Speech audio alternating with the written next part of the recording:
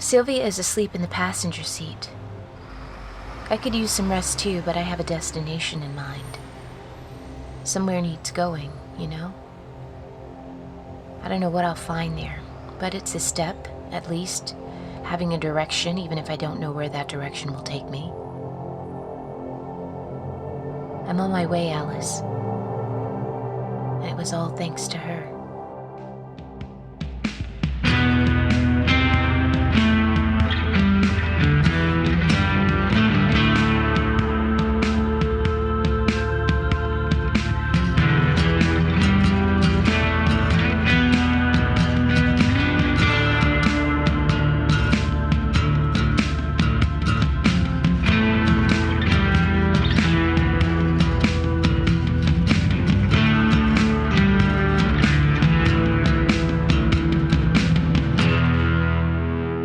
Alice Isn't Dead by Joseph Fink.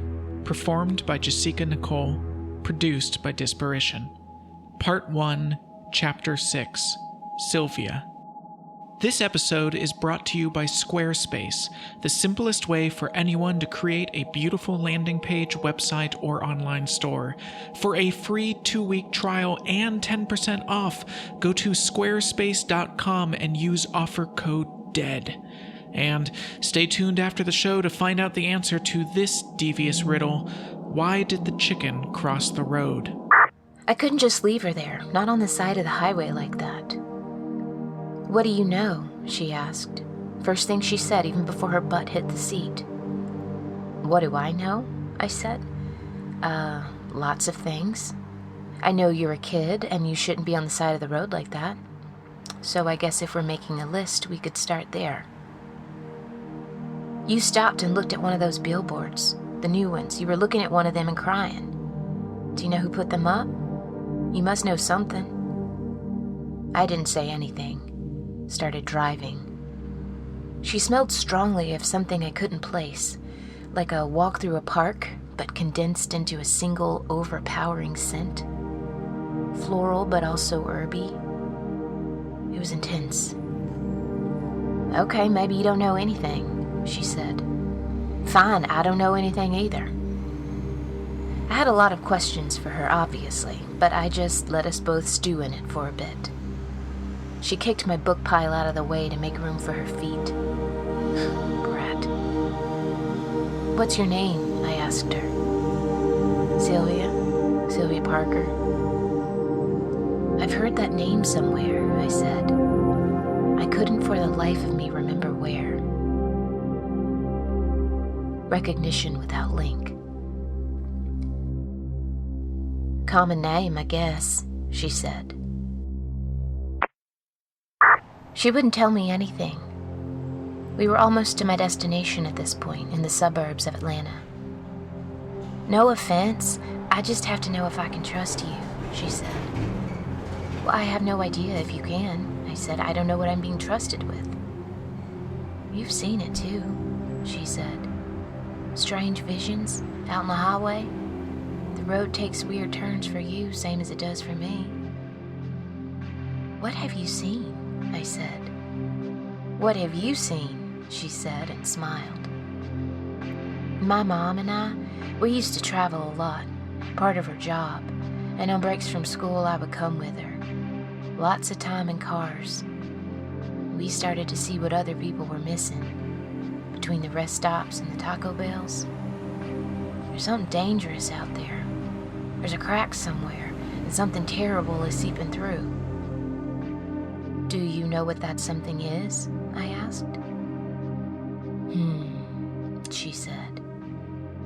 Don't you wish sometimes that you could forget? That you could just have your memory wiped, and then you wouldn't be a person wandering, but a person who was almost somewhere, a person about to arrive, and when you arrived, you could just stay? You could just stay?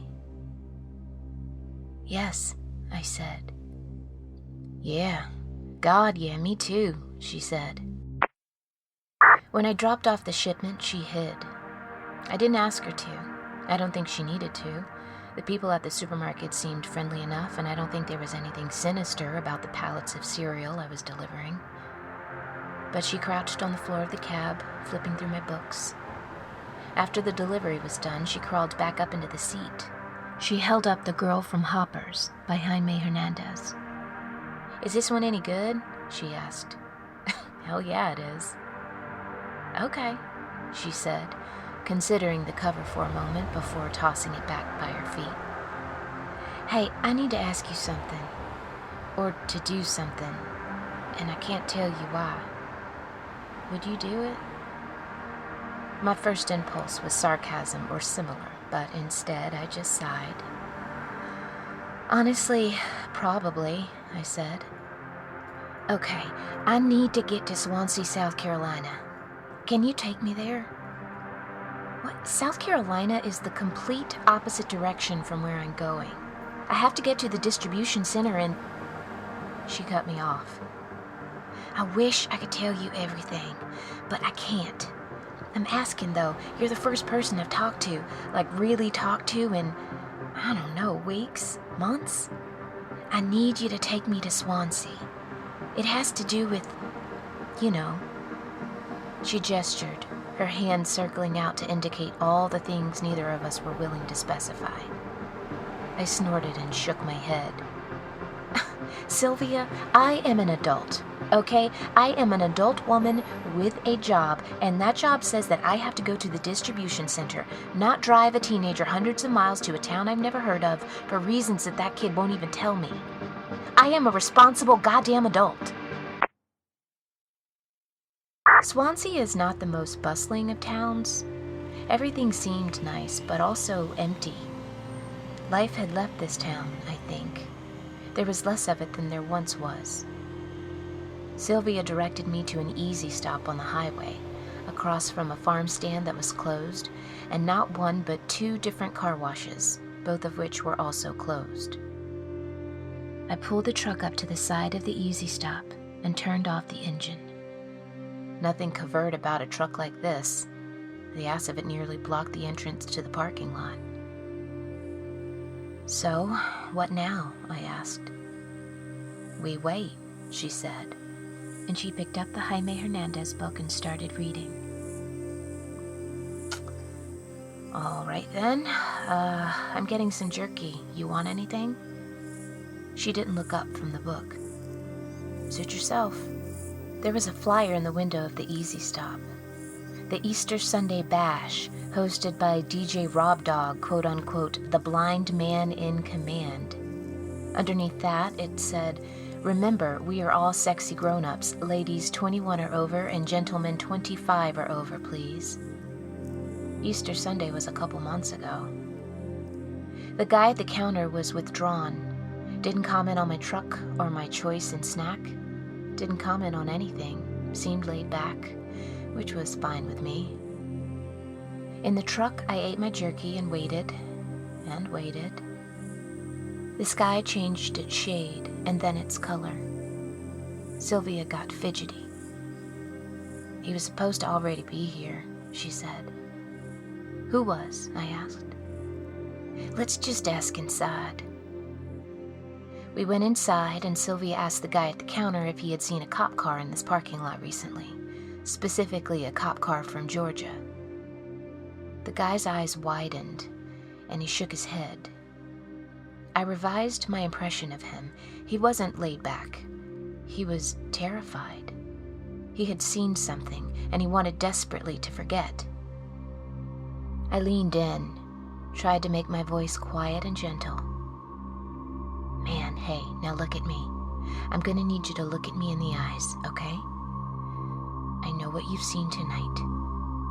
Now, I have seen terrible things too, and so has this girl, and as long as we're all quiet, nothing is going to change. Those terrible things are going to keep on happening. Do you want to live in a world where what you saw is possible? Or do you want us to try to change that?" I held his gaze. "I'm sorry," he said. So I said, Okay, how about this?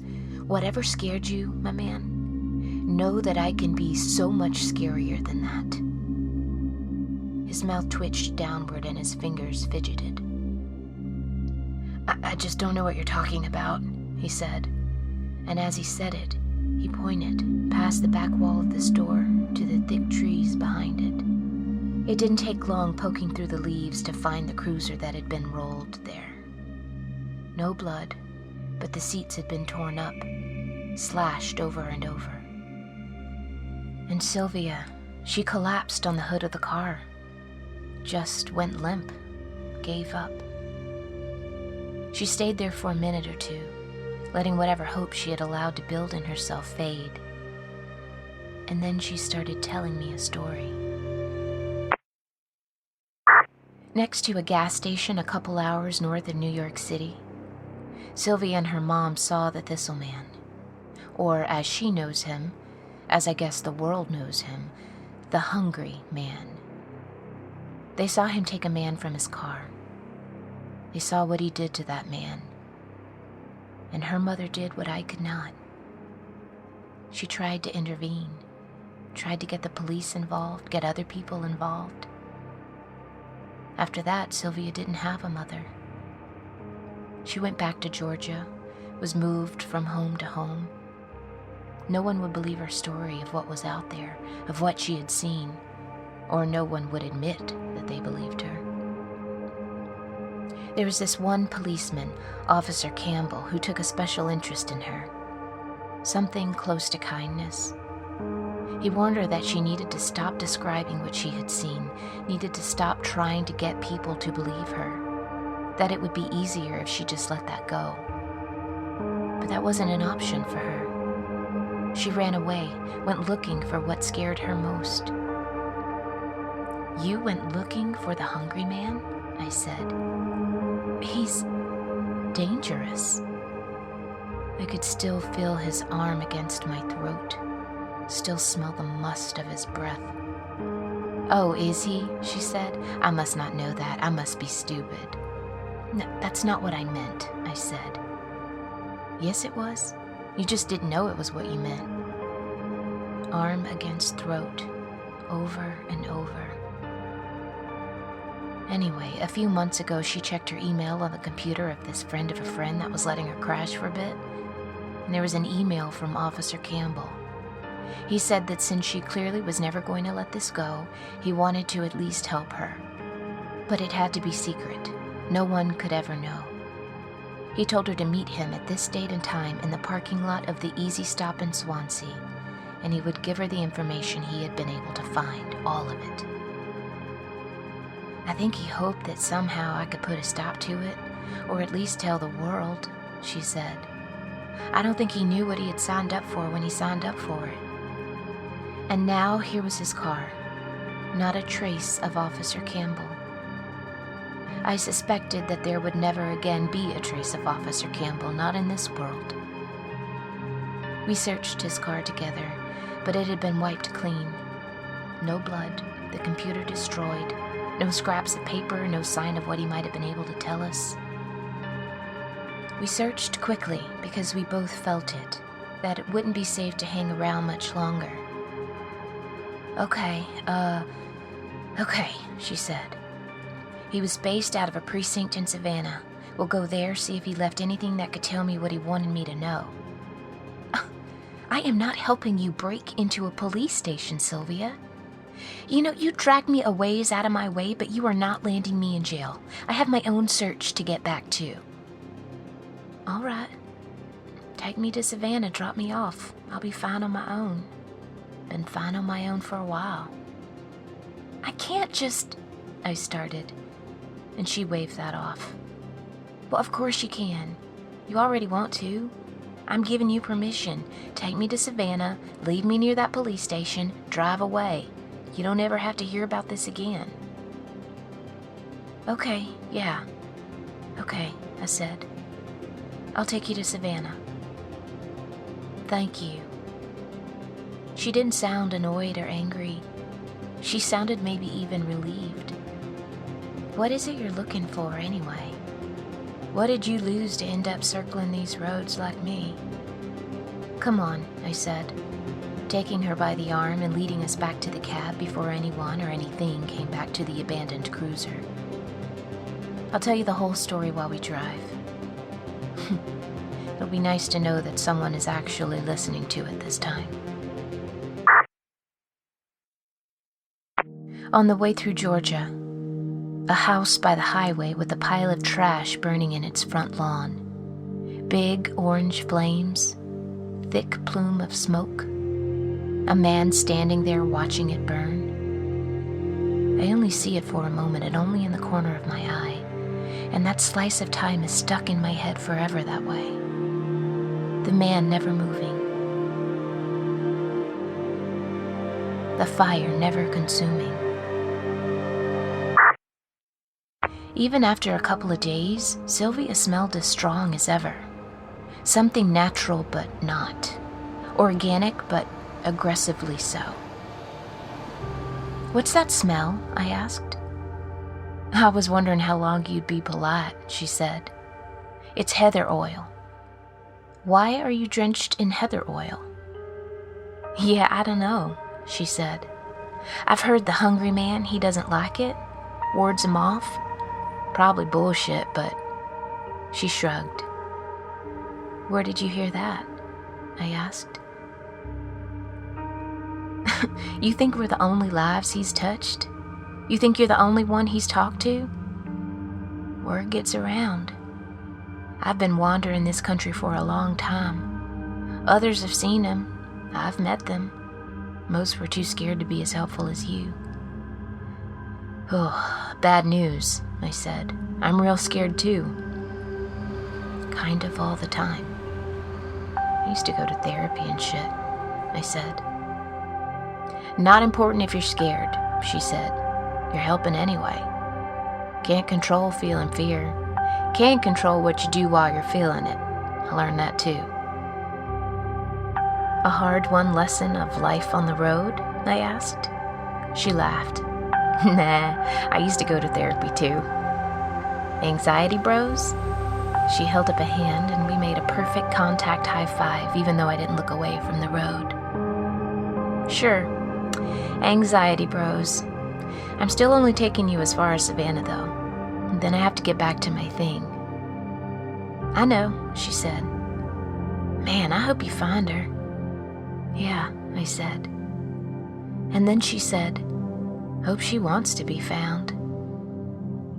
"Yeah," I said. "Yeah." I stopped the truck by this big park a few blocks north of the station. Savannah looked like the way you might vaguely remember a city looking. Brick buildings sagged into themselves. The trees were more moss than tree. Gutter punks. Kids who have run away out of choice, not out of fear. They clustered around the south side of the park, 2 of them catcalling passers-by, the same line over and over. They'd removed themselves from the system enough to stop showering, but not enough to stop harassing women. I parked next to the Mason Hall. The sign was bizarre, crudely hand-drawn Mason symbols, a series of smaller hand-drawn icons, a pentagram, a chicken. I swear to God, one of them is Link from Legend of Zelda. Maybe Link is a Mason. I walked with her as far as the station. "This is as far as I can take you," I said. "I know. Listen, thanks, though. Give Alice my best." She walked away. I watched the kid walk toward the station, and I turned back to the truck, and I just couldn't. I couldn't let it happen like that. "Sylvia!" I shouted. She stopped. "Yeah?" she said. "Let's break into a police station," I said. She smiled. "Thank God. I kept thinking, she's gonna offer to help me, right?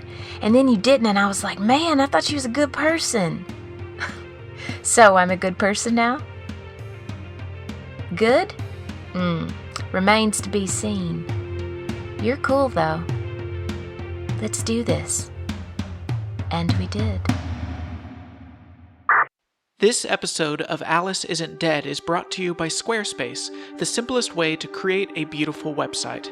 We've been using Squarespace for years to make and maintain WelcomeToNightVale.com and NightValePresents.com, and their design templates and easy interface has seen us through every design change and big new idea we've had. Squarespace allows you to make sites that look professionally designed with no coding required. It's all intuitive and easy to use with a 24/7 support team ready to answer any questions you have. Oh, and all the little details like hosting and making sure your site works on mobile devices, Squarespace does that without you having to worry about it at all. You can start a free trial right now with no credit card required. Think of a website you've been meaning to make.